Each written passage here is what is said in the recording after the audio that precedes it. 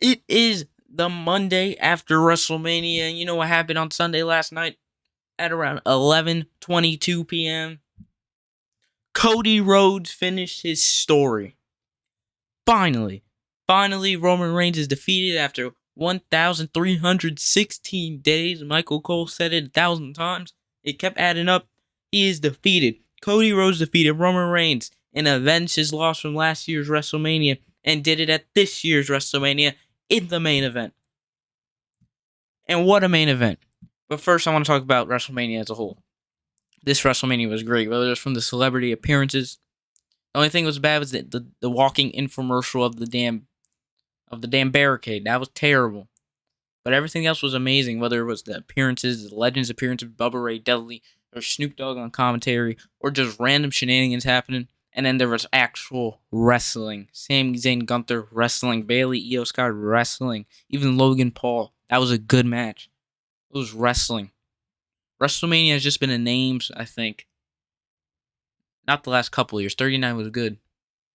But like 37, that was bad. 36, you can't do nothing. 35 was alright. Too long. This 2-night format and the production WWE has right now, they got it down pat. But we're talking about the main event. The biggest main event in probably WrestleMania history.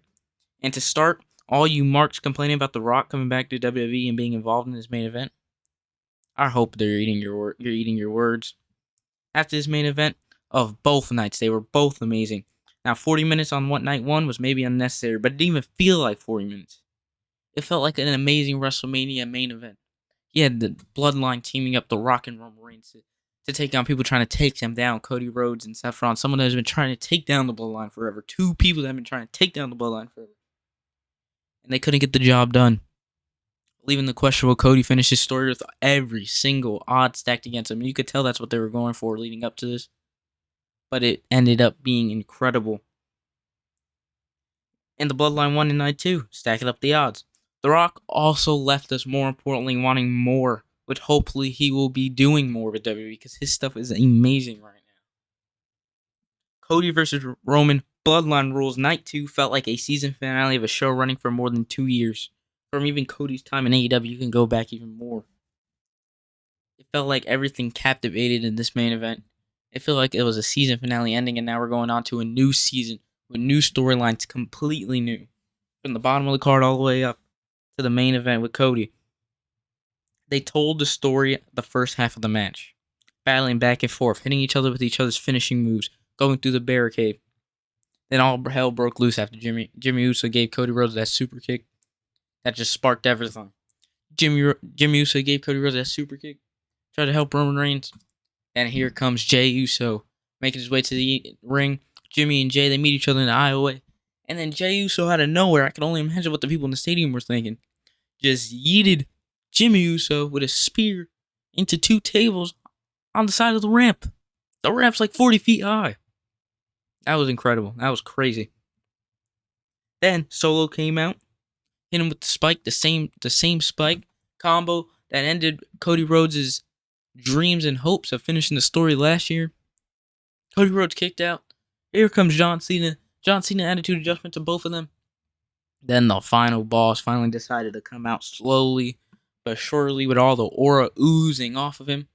He came out and quickly beat John Cena. Pretty sure because, he has movies lined up. Can't get hurt. Can't risk pulling a muscle or anything. He was running slow and wobbly. It was weird. But it's John Cena. It doesn't matter.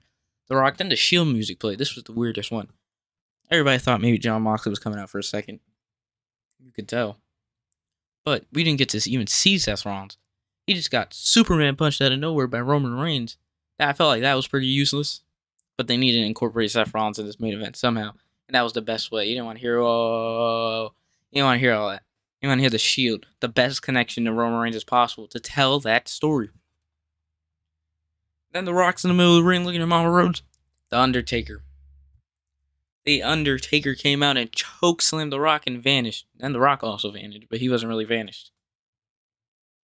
I mean, everybody had a connection from the past era with their feuds, whether it was The Rock and Roman Reigns, WrestleMania 33. Jesus, The Rock and Roman Reigns are siblings. Whether it was Roman Reigns and The Undertaker, WrestleMania 33. The Rock and The Undertaker all the way back from who knows goddamn where. John Cena and Solo from their Saudi Arabian match where Solo hit him with 4 Samoan spikes and took him out. And we haven't seen him since until now. Or Jay and Jimmy Uso, who just had a match the previous night on Saturday. That was a stinker. But they waited too long to tell that story. That match should have happened about 5 months ago. And then whether it was Seth Rollins and Roman Reigns took his eyes off of Cody Rhodes, which costed him the match, to nail Seth Rollins in the back, which Seth Rollins did in 2014 to break up the Shield. And he did it at the Royal Rumble match a couple years back. He's the only man to beat Roman Reigns probably since in a one-on-one via DQ. It was an amazing main event, full of amazing superstars, full of every superstar. The only thing that would be better, Stone Cold coming out and give The Rock a stunner, but I guess he didn't want to do that. He didn't want to waste his time drinking beers. That shit was the most amazing main event I've ever watched in WrestleMania. It's usually just wrestling, good story too, but that had everybody in it. And it was amazing. It was all about the connections of the last era and their feuds all teaming up to take down the Bloodline. It took that many people to take down the Bloodline, making the Bloodline one of the most significant factions in WWE history. And Roman Reigns one of the most significant wrestlers in WWE history with his long title run, taking that many legends, that many goats to take him down. It made everything so much more important. Night 2 was so much better than Night 1. Most importantly, Cody Rhodes winning the championship didn't feel forced like I was afraid it would. But it was definitely the correct call. As looking back on it now with the reaction and everything that went down, the way they did the match, the way they told the story of the match, WrestleMania Night 2 was pandemonium. Now what does the future hold for Cody Rhodes and Roman Reigns?